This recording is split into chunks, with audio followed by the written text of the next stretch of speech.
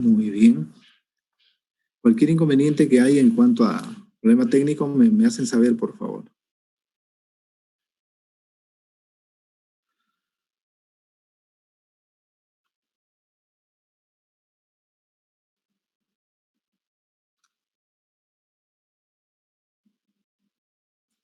Muy bien, ustedes ya me conocen, ayer me presenté, doctor José Marrufo Avellaneda, gastroenterólogo. Muy bien. Entonces, iniciando ya lo mismo. Siempre para la semiología es importante los parámetros que mencionábamos, aspectos semiológicos en estos tres órganos, boca, nariz y senos paranasales, a tener en cuenta la inspección, la palpación, no evaluar algunas anomalías estructurales, algunas lesiones a nivel de piel, mucosas, cambios funcionales detectables. Ya, vamos a ver.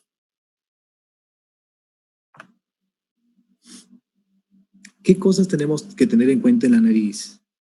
Este órgano es importante porque a veces manifiesta, es asiento de algunas manifestaciones de enfermedades sistémicas, como por ejemplo en el caso de sífilis.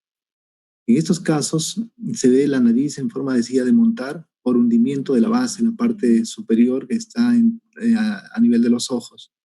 Hundimiento y da una característica peculiar. También la nariz puede manifestarse de una forma ancha e infiltrada en el caso de pacientes que tienen hipotiroidismo. Además, es de color eritematoso, rosáceo, con la presencia de algunas lesiones vasculares tipo telangiectasias, pápulas, la presencia de pequeñas pústulas y dan la forma de rinofima, una nariz prominente en la punta, por hipertrofia de glándulas sebáceas. Y en el alcoholismo también se ve enrojecida, tumefacta y algunas telangiectasias, parecido a la rinofima. Algunos autores lo relacionan, la rinofima, con el alcoholismo. Y también recordar una patología que lo van a ver en medicina interna, que es el lupus eritematoso, cuya incidencia en nuestro medio, en Piura, a nivel nacional, es uno de los más altos. Entonces, en el lupus hay una característica que hay eritema malar en forma de mariposa y que compromete la nariz. Por eso se menciona el eritema en el lupus. También tener en cuenta la presencia de forúnculos y describirlos a nivel nasal. Bien. ¿Cómo evalúo la nariz? Aparte de la evaluación de la parte externa nasal, nosotros también debemos mirar a la parte interna. Si bien es cierto, el alcance sin un instrumento como es un rinoscopio, nosotros podemos evaluar a través de un haz de luz o en una zona donde esté bien iluminada, solamente con la mano derecha, como se ve en la imagen, los dedos, los tres últimos dedos fijan la frente y con el dedo pulgar voy a elevar la punta de la nariz ligeramente. Esto me va a permitir ver más o menos así como estas imágenes. Vemos ahí. Entonces, a través de ello podemos mirar algunas patologías que se asientan en la parte anterior, también a nivel del tabique, e inclusive podemos ver los cornetes, ¿ya? Si nos ayudamos de un haz de luz, podemos ver los cornetes, cornete inferior y el cornete medio. Y podemos ver, por ejemplo, algunas alteraciones a ese nivel, alteraciones en cuanto al color de la mucosa, a algunas lesiones polipoideas, a secreciones, a permeabilidad. Tal vez podamos ver también desviaciones del tabique.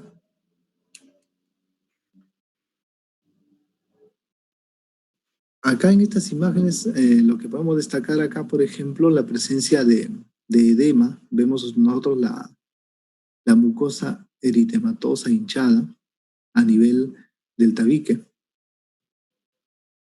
También acá y podemos ver acá la presencia aparentemente de una úlcera en la parte anterior. Miren acá, este paciente en esta imagen, una imagen donde vemos bastante eritema, compromiso inflamatorio e infeccioso, con secreción purulenta en ambas fosas nasales, ¿no? En la parte anterior, casi obstruyendo las fosas nasales. ¿Ya? Acá podemos ver la presencia normal de los vellos. En este caso, miren ustedes, una fosa nasal permeable, completamente normal, mientras que la otra tiene una lesión acá. Ya hay una lesión que puede ser también desviación del tabique, sí, porque en la imagen frontal no podemos ver bien, o puede ser una lesión polipoidea, ¿no? Inflamada de eritematosa. Y acá podemos ver la presencia de dos pequeñas tumoraciones, aparentemente papilomatosas, ¿no?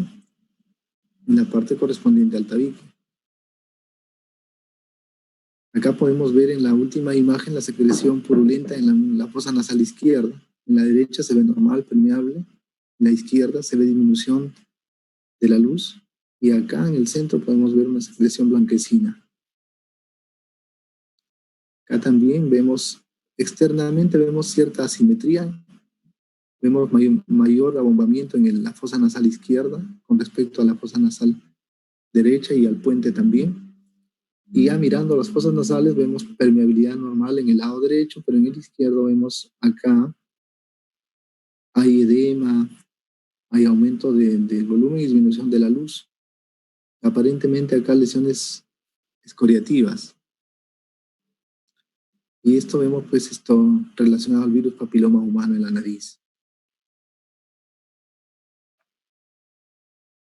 Muy bien, entonces además de la inspección con el haz de luz y solamente elevando la punta de la nariz con el pulpejo del dedo, también podemos ayudarnos del rinoscopio.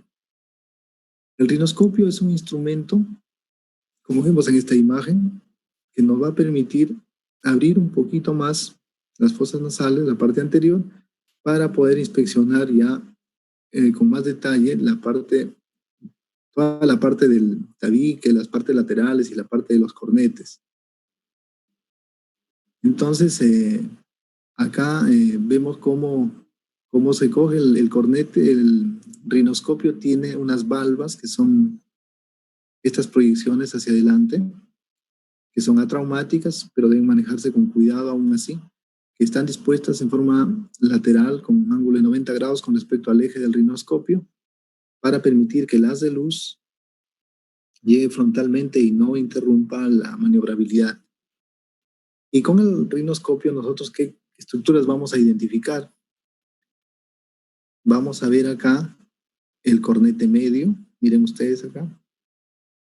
Eso es el cornete medio. Tenemos el tabique. Tenemos el cornete inferior. Y entre los dos el meato medio.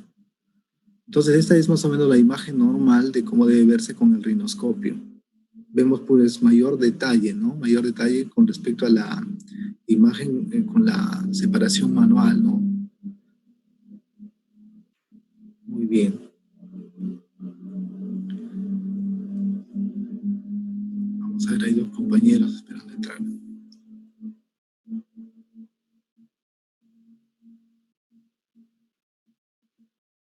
Algunas patologías, como por ejemplo la inflamación, la rinitis aguda, van a manifestarse con enrojecimiento y tumefacción a nivel de las mucosas de las fosas nasales.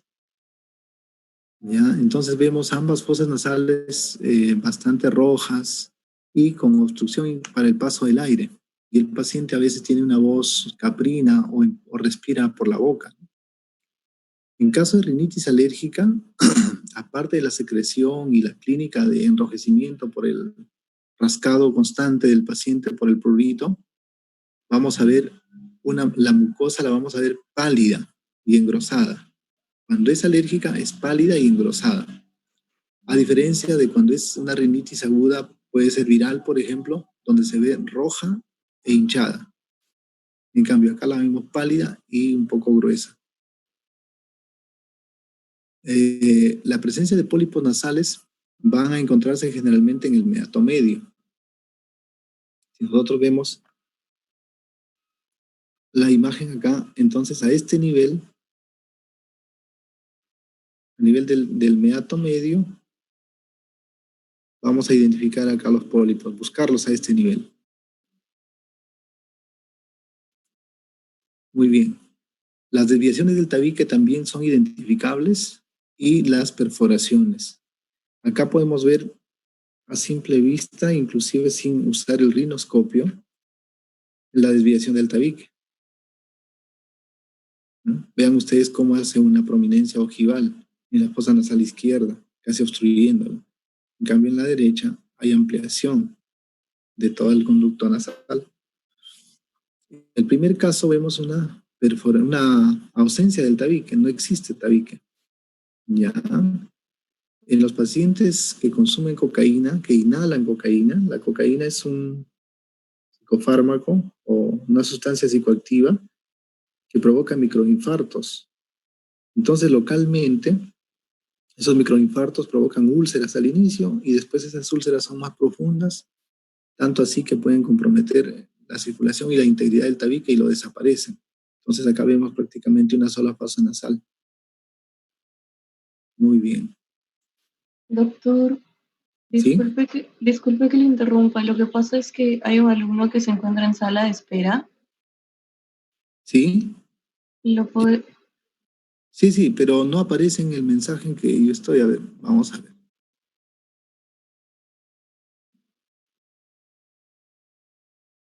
Vamos a ver.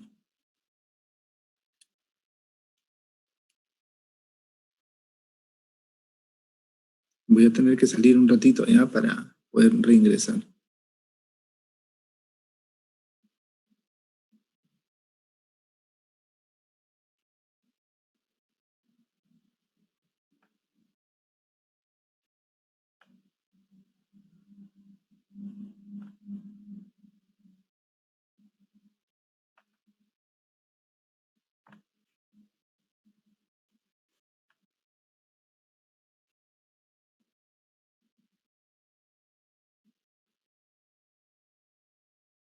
Ya no hay más, ¿ah? No hay nadie en sala de espera. doctor, ¿Sí? me dice que ya lo dejó ingresar.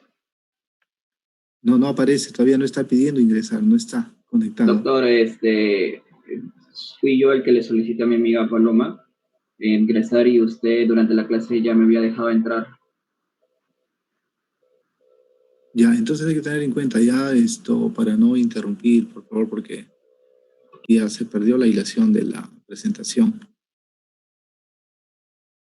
Vamos a compartir nuevamente, ¿ah?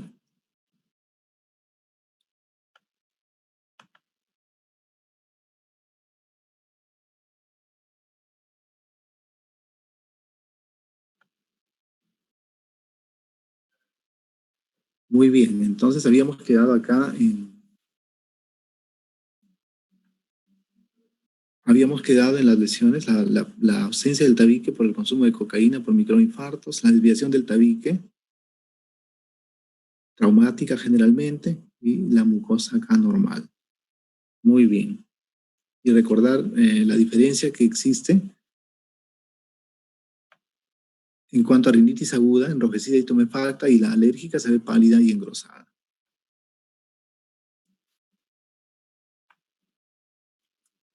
Muy bien. Ahora, en cuanto a los senos paranasales, nosotros recordamos anatomía, los senos paranasales, tenemos los senos frontales, los senos maxilares, los senos esfenoidales y los etmoidales.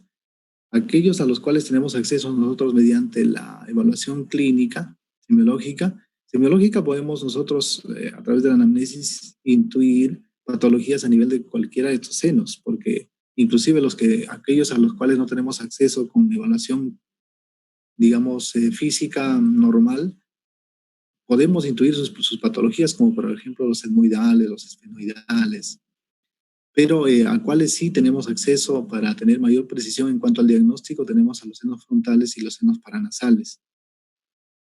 Entonces, vamos a ver acá cómo el médico examina, miren ustedes, el examen de los senos maxilares, ¿ya?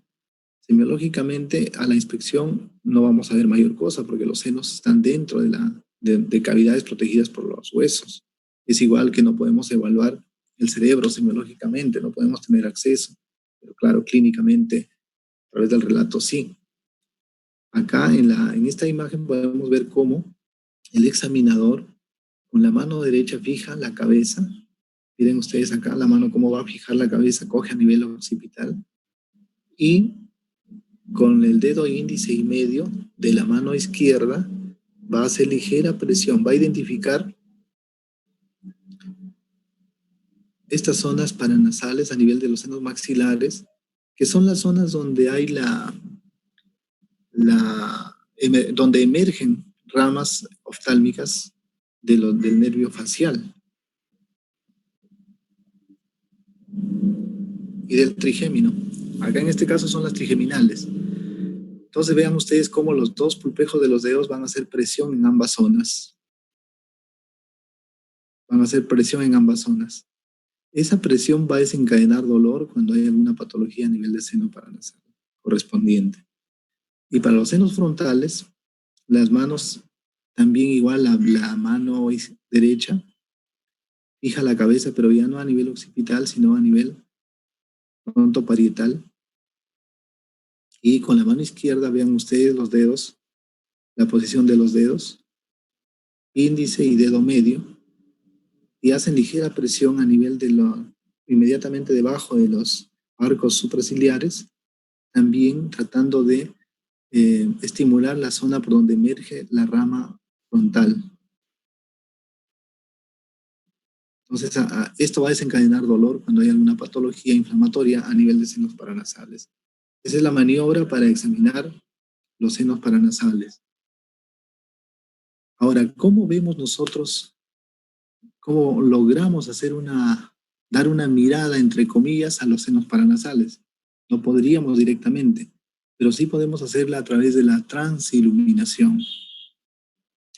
La transiluminación es el mecanismo a través del cual nosotros podemos hacer pasar un haz de luz a través de los senos paranasales que normalmente deben estar vacíos y contener aire, y esta luz a través del aire pasa casi íntegra y permite transiluminarse a nivel, a nivel de la piel. Entonces, para esto el requisito más importante, en primer lugar, tener un ambiente oscuro,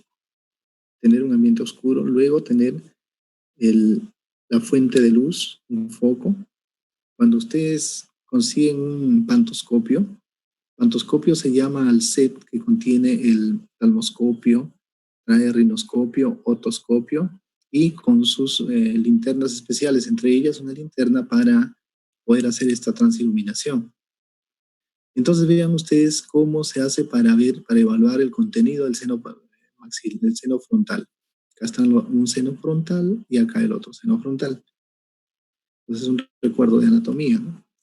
Vemos acá dónde debe ubicarse el haz de luz. Entonces tenemos a nivel infraciliar, debajo de la ceja, hacia la parte interna.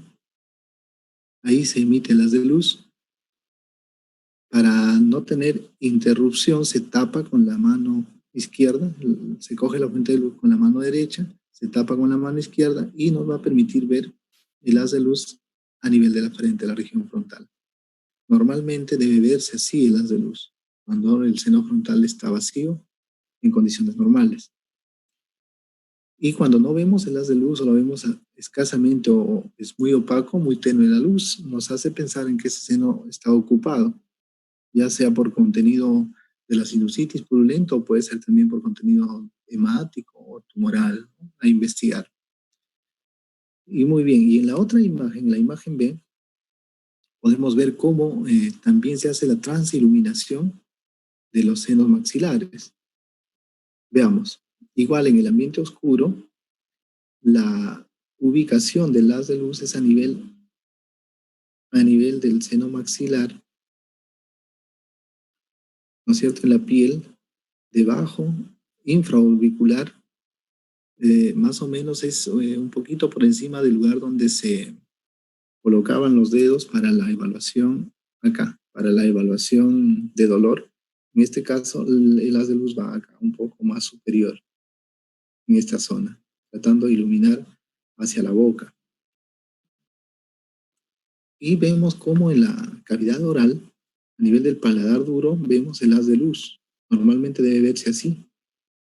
Cuando este haz de luz no es intenso, entonces uno intuye que hay patología que ocupa el seno maxilar, generalmente la sinusitis.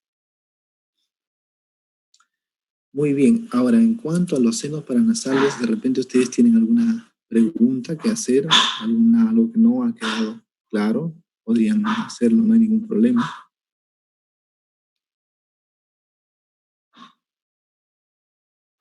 Y si no, mientras tanto vayan pensando alguna pregunta, mientras tanto vamos a ver algunos aspectos semiológicos relacionados con la cavidad oral, con la boca.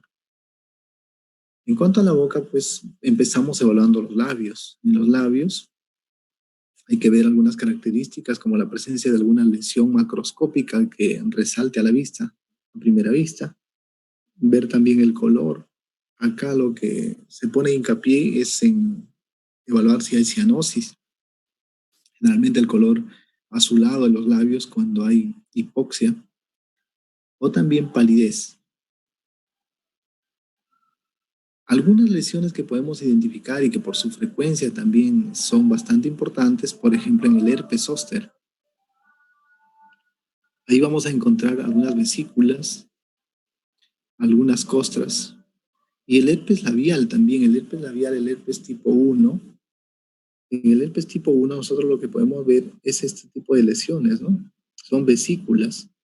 Las vesículas son como acúmulos de líquido seroso cubiertos por algunas capas de la piel muy superficial. Son muy superficiales,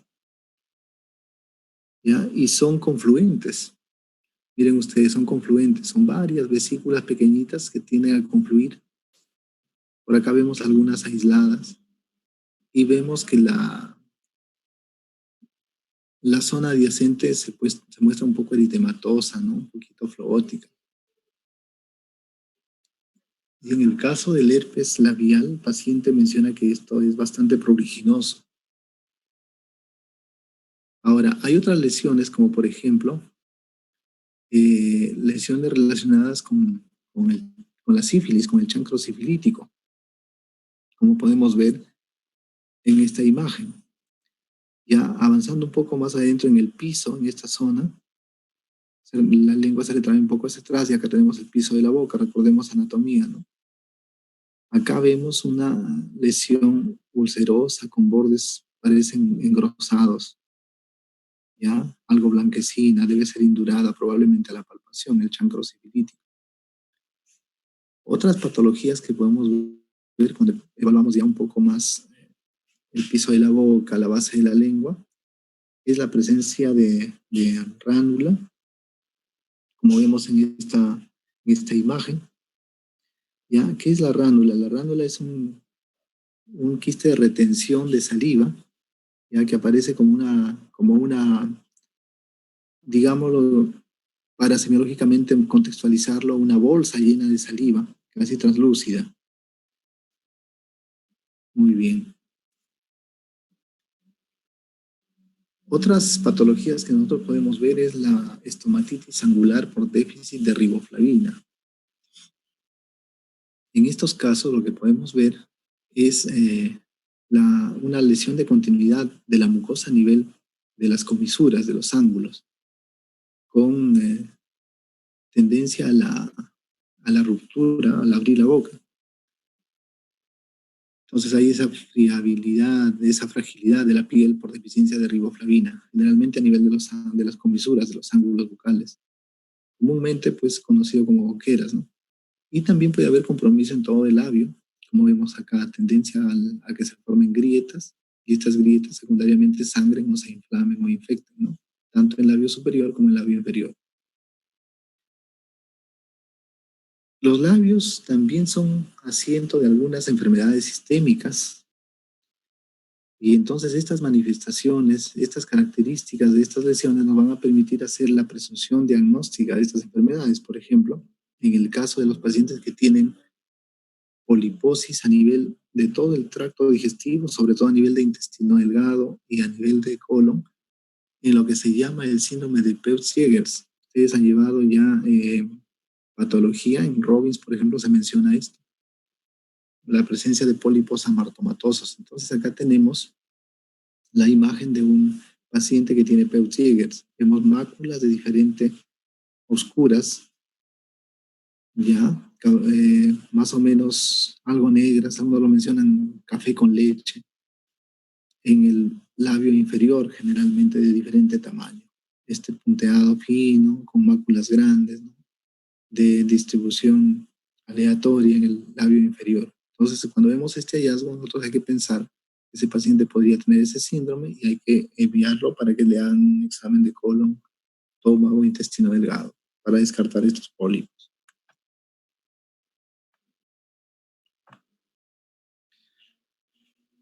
Otras lesiones que podemos nosotros identificar a nivel de labios y que nos indican algunas enfermedades sistémicas son las telangiectasias de la enfermedad de Rendu-Osler.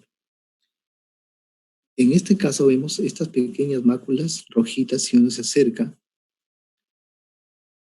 va a ver que son arañas vasculares, vasitos en forma de pequeñas arañas, ¿ya?, de diferente tamaño, pero en general son pequeños. Hay compromiso de labios, miren ustedes acá, todas estas manchitas rojas son telangiectasias, malformaciones vasculares pequeñitas. Ahí en la lengua. Y esto está relacionado con una enfermedad reumatológica, la enfermedad de Rendu-Osler, que compromete tanto telangiectasias en el tubo digestivo. Vamos a tener compromiso también articular o óseo o el tejido conectivo. ¿Ya? Entonces, cuando hacemos este hallazgo, hay que pensar en esta enfermedad y hacer los respectivos exámenes, ¿no?, complementarios. Otro hallazgo frecuente son las aftas. Creo que la mayoría de nosotros en algún momento de nuestra vida hemos tenido las aftas, que son estas lesiones pequeñitas en sacabocado, pequeñas úlceras. Vulgarmente hay pacientes que le llaman fuegos, ¿no? Dicen cuando hay fiebre, por ejemplo, dicen tuvo fiebre y le salieron estos fueguitos, dicen. Pero el nombre técnico son aftas. Acá vemos un afta a nivel de la mucosa del labio inferior. Entonces, miren ustedes la mucosa labial, bien delimitado el borde, ¿ya? La mucosa adyacente se encuentra logótica, un poquito eritematosa, tal vez hinchada. Y el centro del afta es un centro ulceroso, ¿no?, con tejido de fibrina, con pérdida de tejido, en sacabocado. Generalmente el curso de estas aftas es benigno, remite hasta en 3, 4, 5 días y se relaciona a veces con problemas virales inespecíficos, pero las aftas también pueden ser secundarias a problemas alérgicos. Hay pacientes que tienen alergia a algunos tipos de componentes de las pastas dentales y pueden tener aftas o algún componente de repente de qué sé yo, de los chicles o algo en la comida y es alérgico y se producen estas aftas. Son las dos grandes causas. Y muchos pacientes van a ver ustedes que relacionan el hallazgo de aftas con problemas en el estómago, dicen ellos, con úlceras en el estómago.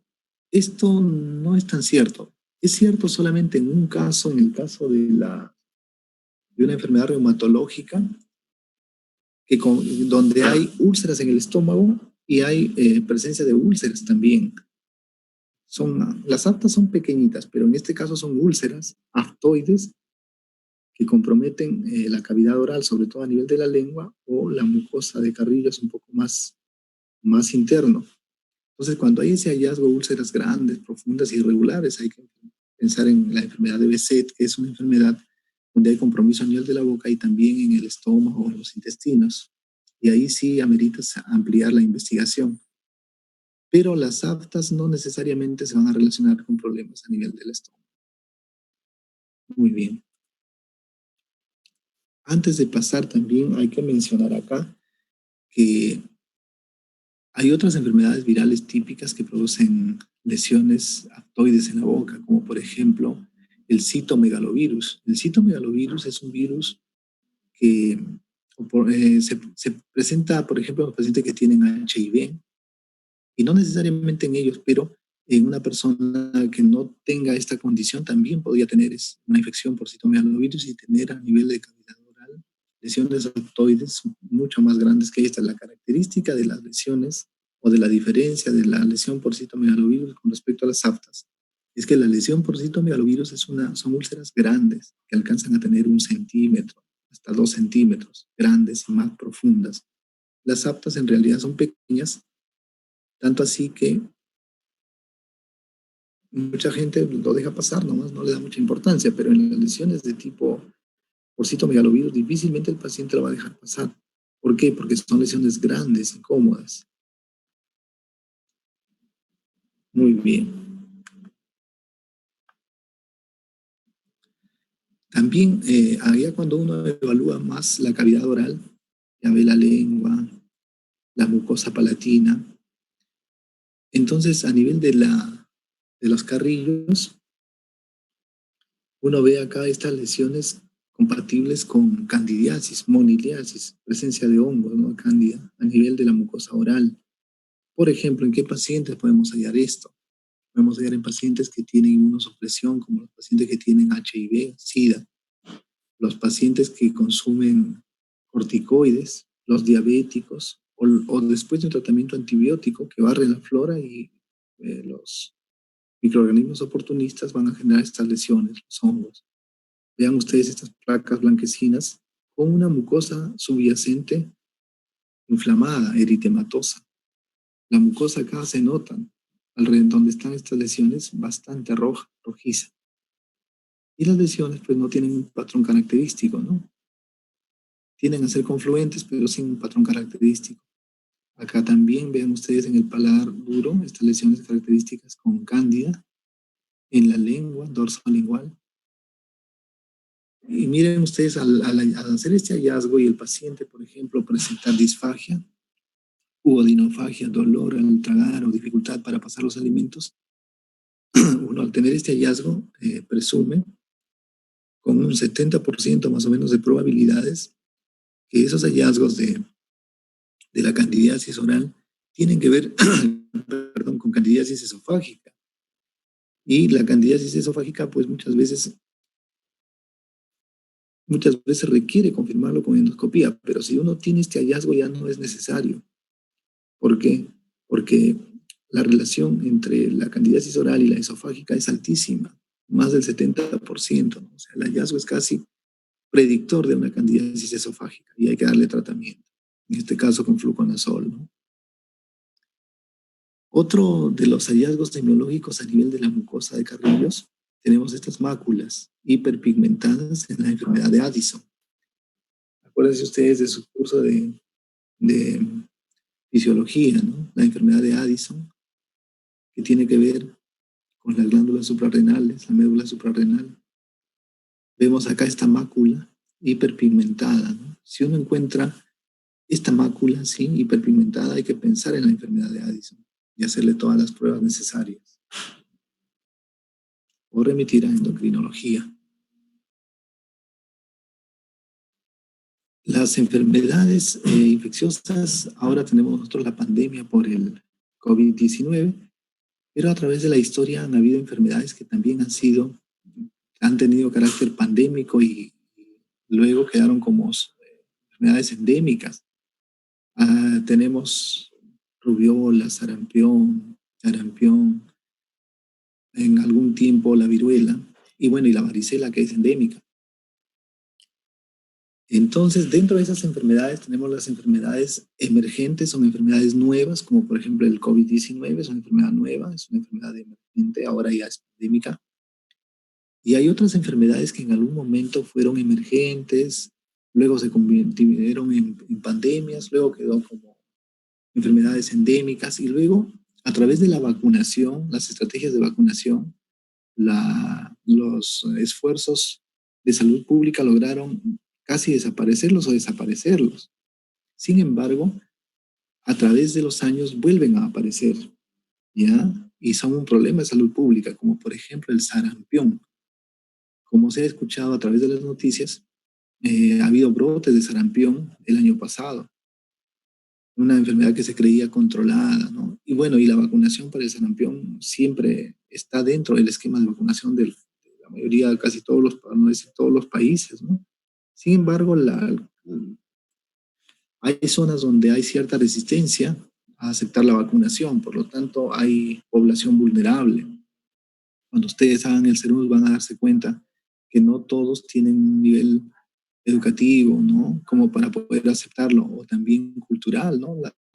Las creencias de las comunidades y no aceptan la vacunación, entonces no se vacunan para el sarampión. Y por eso es que estos brotes siempre son una amenaza.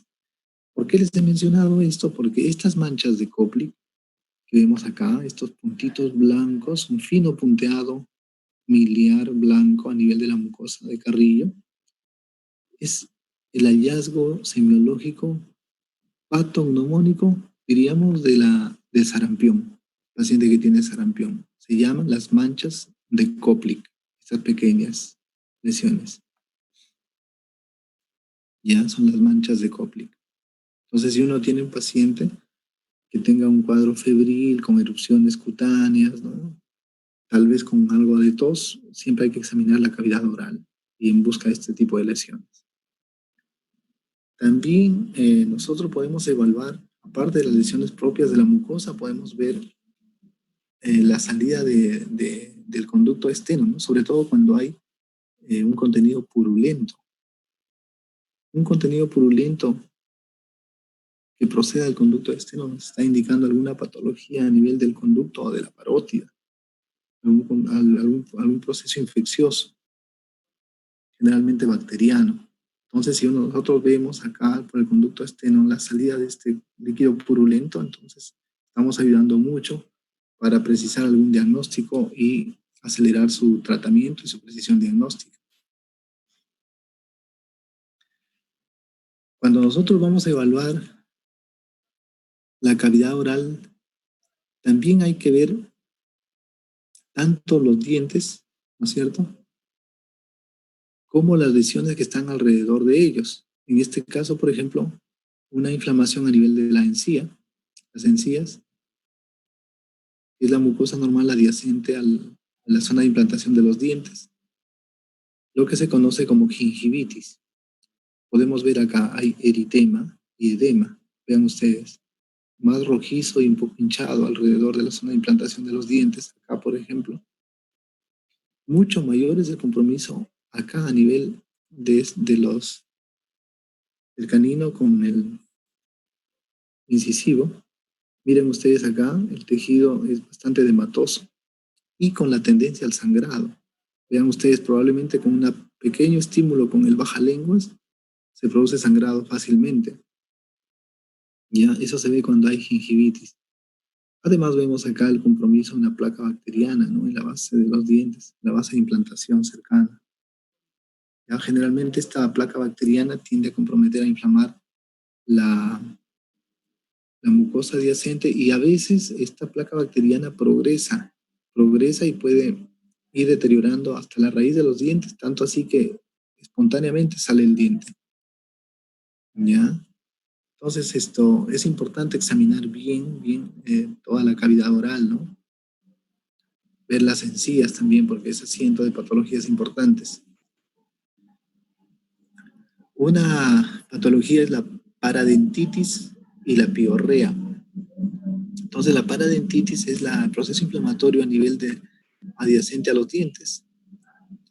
Miren ustedes acá este compromiso severo. Esto es ya el hueso maxilar inferior expuesto. Vean ustedes acá, completamente expuesto. Hay pérdida de la mucosa gingival.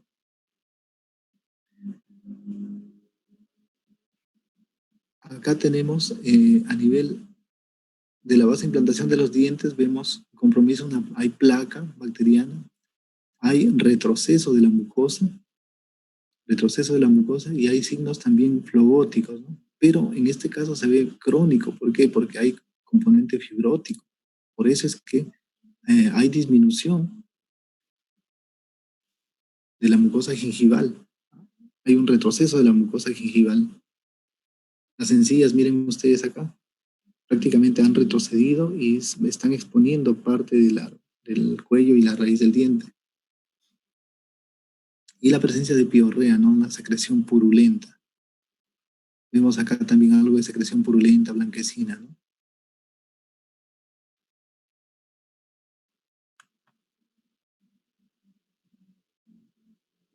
Muy bien, acá vemos un crecimiento exagerado de la mucosa de las encías. Vean ustedes cómo ha proliferado, ha crecido y casi que cubre toda la corona de los dientes. Acá en este punto casi choca con la mucosa de la encía inferior. Entonces eso se llama hipertrofia gingival. Esto puede verse en el embarazo, en el uso de pacientes, en los pacientes que usan difenilidantoína y en pacientes que tienen algún tipo de leucemias, ¿ya? Entonces, cuando hay un hallazgo así, si no es una embarazada, investigar el uso de difenilidantoína, pacientes epilépticos, por ejemplo, con algunas patologías del sistema nervioso central que usan difenilidantoína, pueden presentar este tipo de lesiones, o hay que sospechar de algún tipo de leucemia.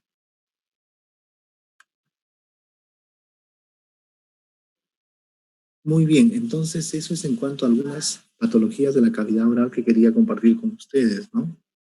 Y siempre las mismas recomendaciones, ¿no? Ser sistemáticos, evaluar labios, evaluar eh, tanto la parte externa como la mucosa oral, luego evaluar la mucosa de los carrillos, ver las encías, ver los dientes, implantación, algunas secreciones anormales y algunos hallazgos como hemos visto, ¿no? Las manchas de Koplik, ver también algunos cambios de coloración que nos hacen pensar, por ejemplo, en la enfermedad de Addison, las presencias como aftas, algunas úlceras, ver también la base de la lengua, ver el dorso lingual también es importante.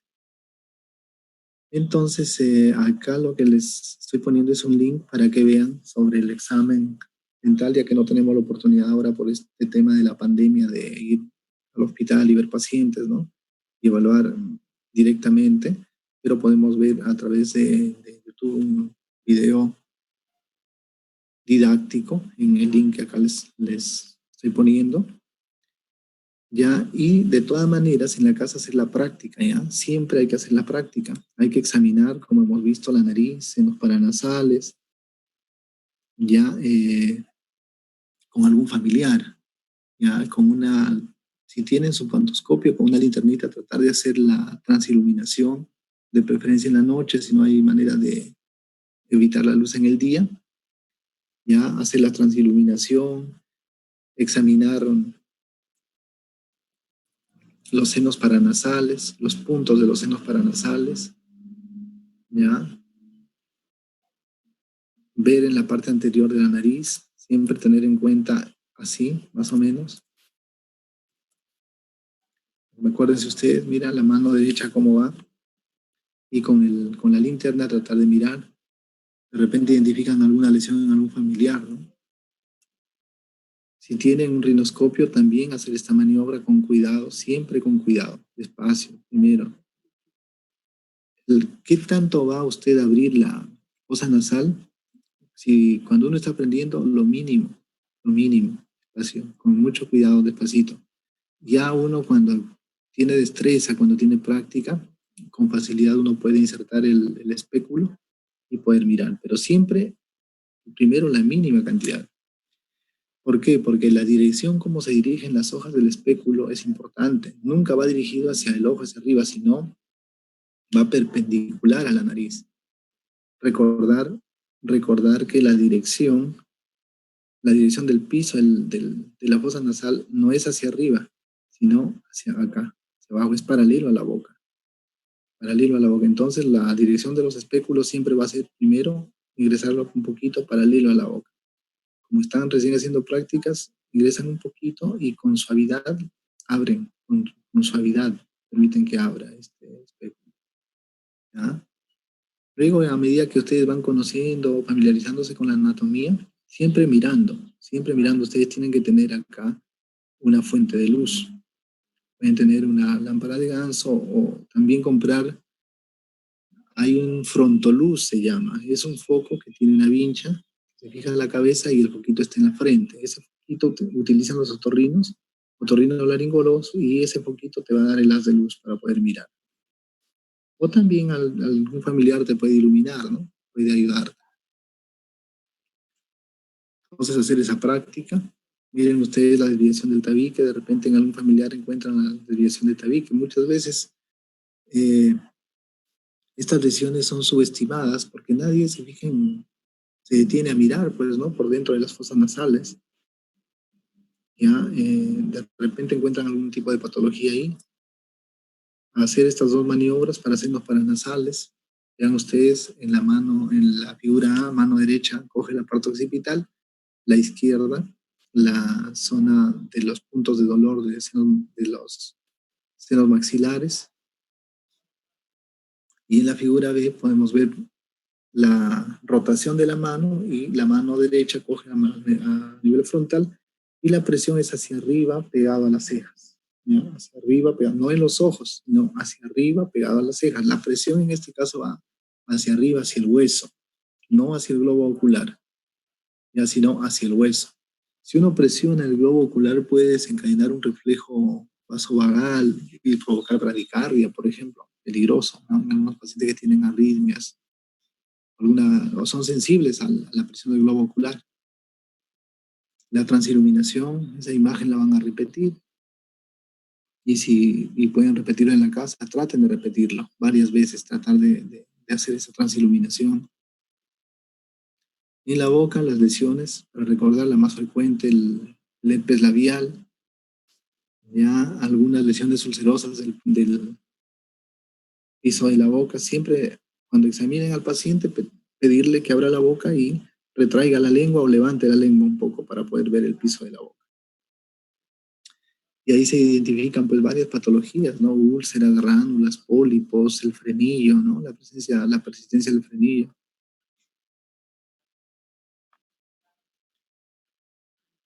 No olvidar de ver la estomatitis angular. En esta época, por ejemplo, de pandemia, por la difícil accesibilidad a ciertos alimentos, va a haber problemas de deficiencias de vitaminas. Y vamos a tener pacientes que van a tener este tipo de problemas, deficiencias de riboflavina. También se ha visto algunas alteraciones en los labios inferiores en pacientes que consumen café, por ejemplo. El café se ha visto que interfiere con la biodisponibilidad de la vitamina del complejo B, ¿ya? Sobre todo tiamina, también riboflavina, y se ve lesiones a nivel de la mucosa oral. Uno encuentra estas lesiones y hay que pensar en problemas de consumo de café. No olvidar tampoco los hallazgos, como por ejemplo en este caso es patognomónico del síndrome de Peutz-Jeghers, ¿no? Las máculas de diferente tamaño, máculas oscuras en el labio inferior.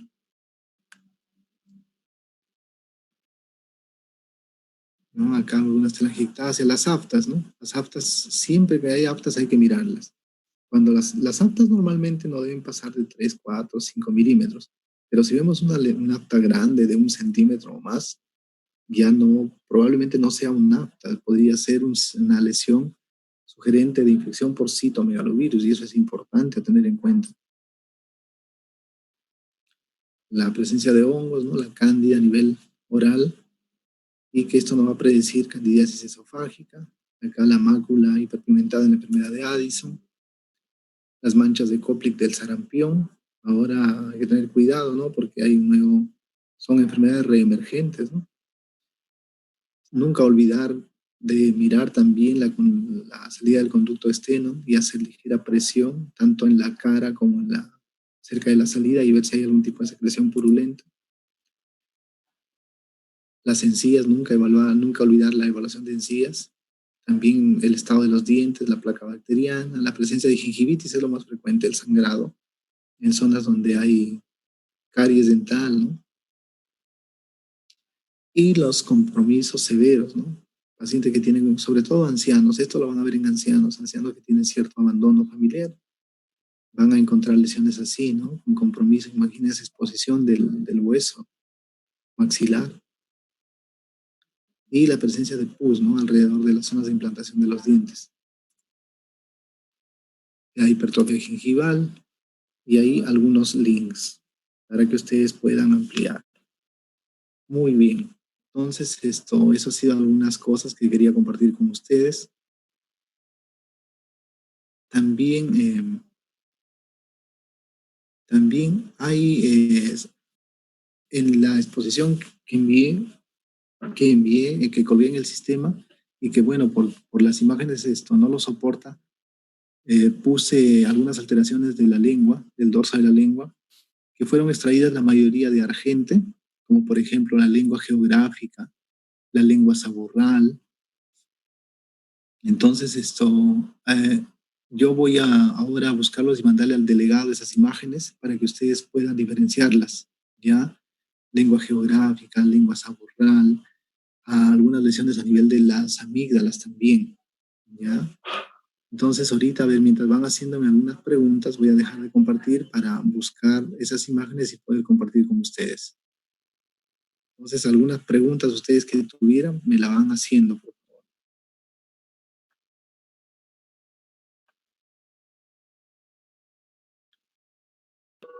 Doctor, Doctor, Ajá, ¿sí?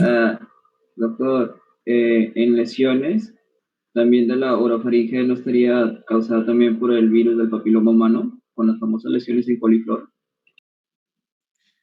Ya, el papiloma humano sí produce lesiones papilomatosas en cualquier parte, cualquier mucosa.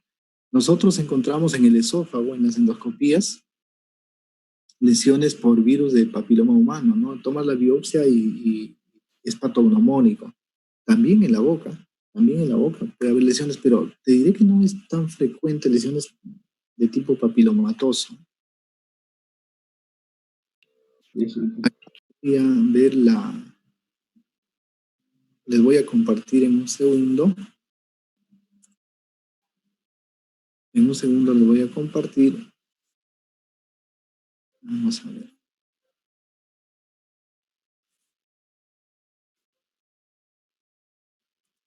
Vamos a ver. Ya. Acá les voy a compartir algunas imágenes que, como les menciono, el sistema a veces no lo soporta por lo pesado que es el archivo. Vamos a ver. Ya. Entonces acá podemos ver, miren ustedes en el lupus eritematoso, cómo se forma esta mácula en forma de alas de mariposa con compromiso en dorso nasal. Esto es lo que uno ve cuando el paciente tiene lupus, ¿ya? Esa imagen ya la vimos, también, ya, las lesiones, acá también ya la vimos. Muy bien. Acá, por ejemplo, miren ustedes, esto se llama el ribete de Barton, en intoxicación por plomo o también por bismuto. La coloración negra, miren ustedes, en la base de implantación de los dientes y en la mucosa gingival adyacente. ¿Ya? Este bordecito, estas líneas negras. Ya eso se ve en intoxicación por plomo y también cuando hay el consumo de bismuto. Esta es una lesión llamada épulis.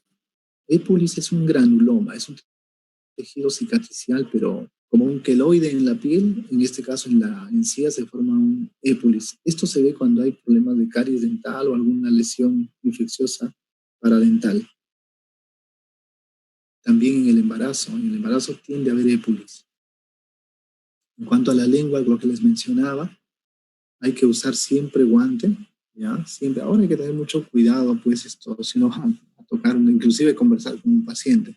Pero una vez pasada la pandemia, controlado este problema, la manera como se examina es de esta forma. Miren ustedes, hay que usar el guante y hay que tomar la punta de la nariz con una gasa. ¿Por qué? Porque la saliva con el guante no va a ser posible que tú fijes la lengua, va a resbalarse. Entonces, si tú usas una gasa, no deja que esto resbale y permite hacer cierta tracción de la lengua. Siempre la tracción con mucho cuidado, despacio. Si hay dolor, soltarlo, ¿ya? Para no tener problemas. Entonces, y la palpación se hace con la otra mano, con la mano libre. Palpa la consistencia de toda la lengua, ¿no? Y alguna lesión que haya, tanto en el dorso, en los bordes o en la parte ventral. Algunas alteraciones de la lengua tenemos la macroglosia. La macroglosia es el crecimiento de la lengua. Se ven algunas patologías, como por ejemplo el hipotiroidismo, acromegalia y cuando la lengua es asiento de algunos angiomas, unos tumores de vasos sanguíneos.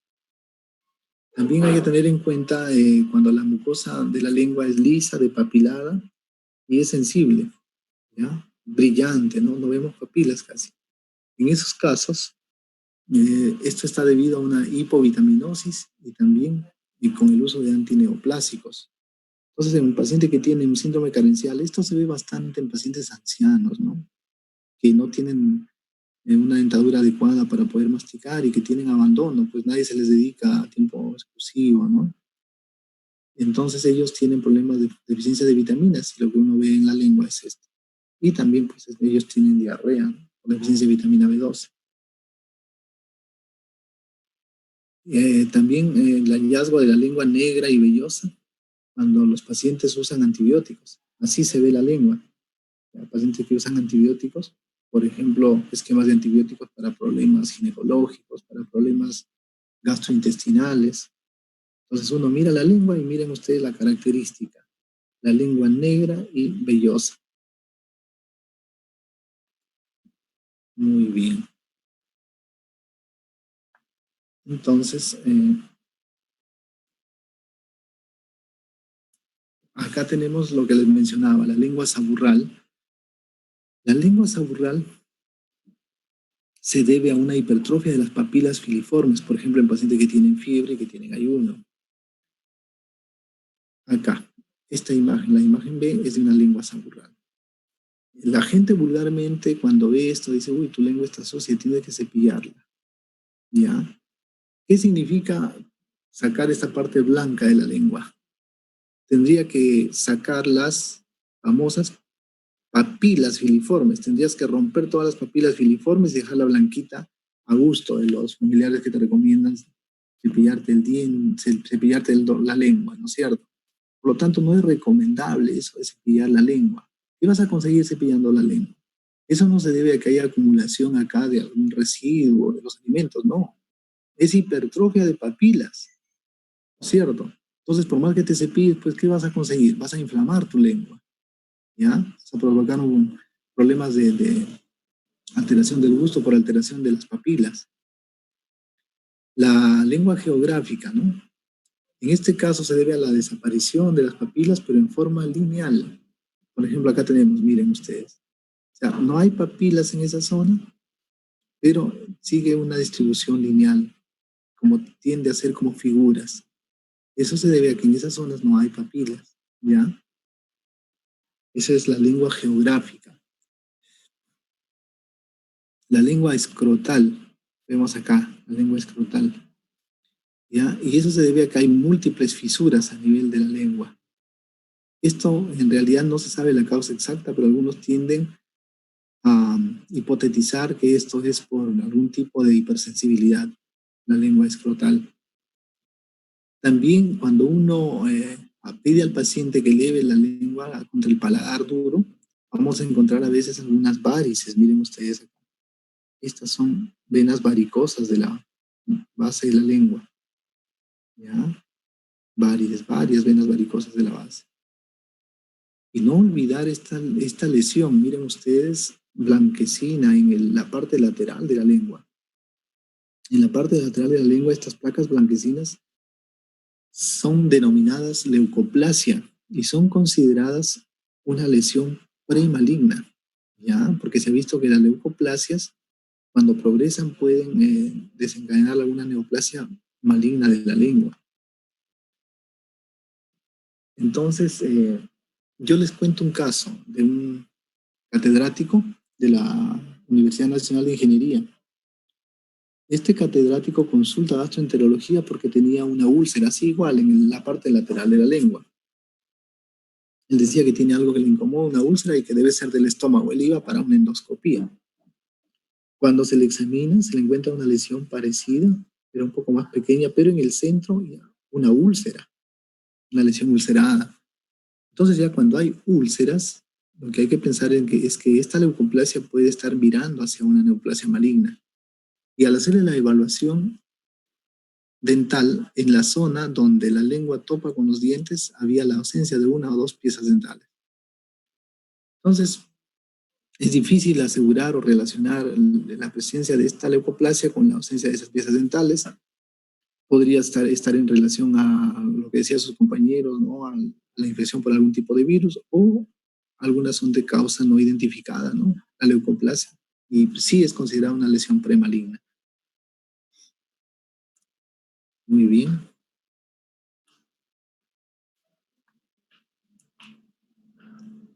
También cuando uno hace el examen de la boca, hay que evaluar con un bajalenguas, miren ustedes, en este caso es metálico, pero generalmente ahora son descartables y son de madera.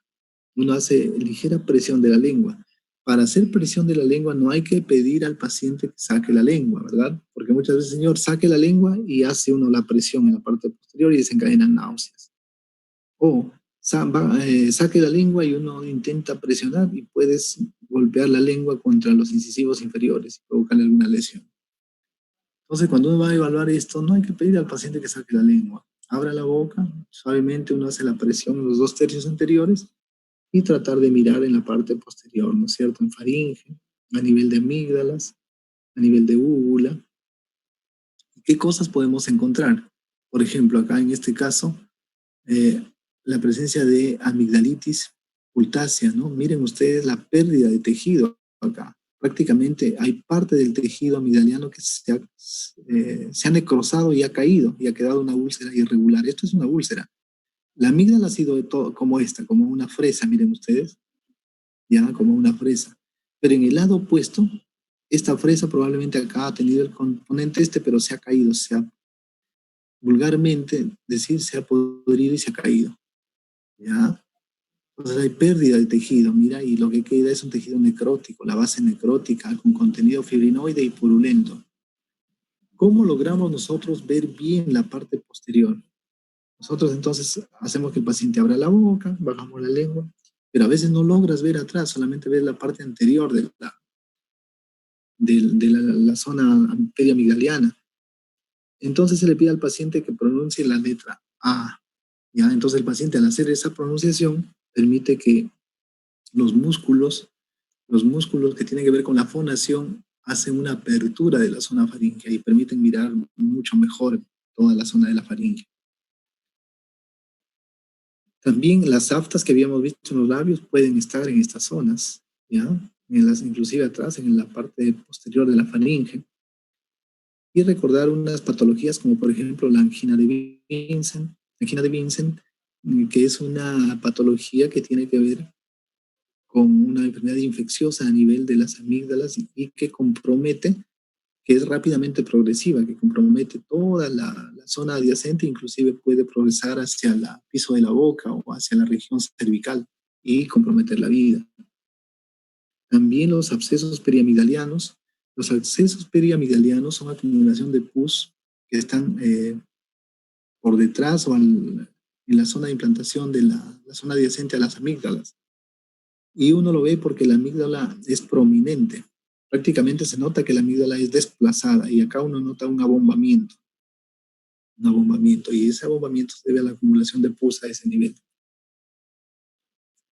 No olvidar también las glándulas salivales, ¿ya? Las glándulas salivales hay que evaluar las parótidas y las submaxilares, ¿no? Estas pueden palparse. Las parótidas se pueden ver, como vemos acá, ¿no? y se pueden examinar. Miren ustedes cómo es la técnica para examinarlas. Miren las manos, la posición del pulgar en oposición al resto de dedos, y uno trata de coger el tejido y palparlo, ¿no? A ver si hay alguna patología, alguna tumoración, si es móvil, ¿no? Las papilas parótidas. ¿Qué patologías podemos ver? Por ejemplo, agrandamiento unilateral o bilateral. En pacientes que tienen parotiditis. Miren ustedes, si nosotros solamente miramos el lado derecho, se ve normal, pero miramos el lado izquierdo, ya no se ve normal. Inclusive no se ve ya la pabellón auricular. Vemos todo este abombamiento. Esto es una parotiditis, una inflamación de la glándula parótida. También tener en cuenta cuando hay un agrandamiento unilateral, por ejemplo, en el caso de pacientes que tienen una neoplasia maligna de parótida, como en este caso, irregular, miren, se dibuja el tumor, inclusive cómo levanta acá parte del pabellón auricular, ¿no? Compromiso ya de la zona auricular, ¿no? Bordes. Si uno lo palpa, esto es duro y no es móvil, es fijo, se fija a los planos profundos. Son las características de las lesiones malignas. También tener en cuenta la litiasis del conducto de Steno. Ya uno, anatómicamente recuerden el conducto de Steno, uno puede seguirlo desde la parótida hacia su desembocadura en la zona adyacente al segundo molar superior.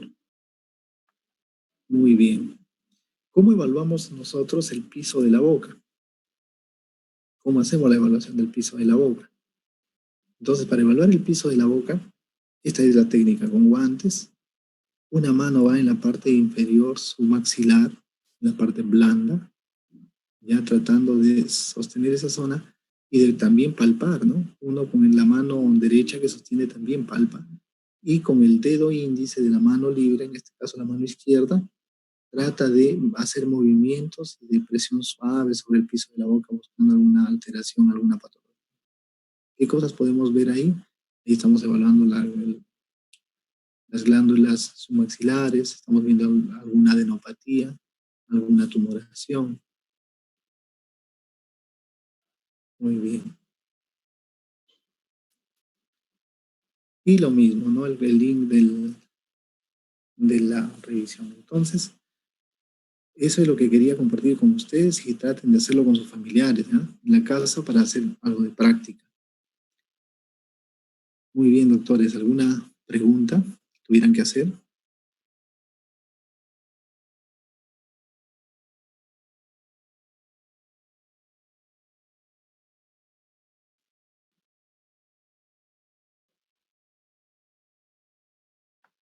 ¿Alguna pregunta, algún aporte si tuvieran, no?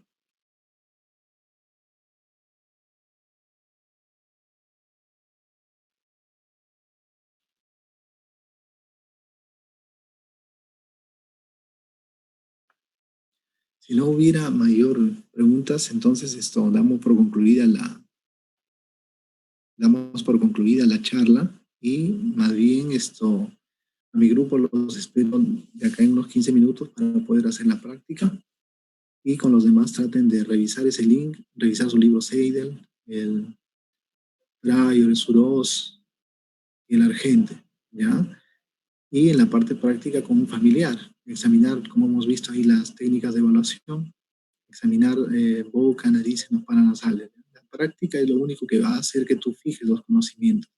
Y como ven, ustedes pueden hacerlo, no es difícil, las imágenes son muy ilustrativas, ¿ya? Y empezar a hacer ese ejercicio práctico. Muy bien, jóvenes. Entonces, si no hay mayor preguntas, entonces damos por concluida la reunión. Suerte, que tengan buen día.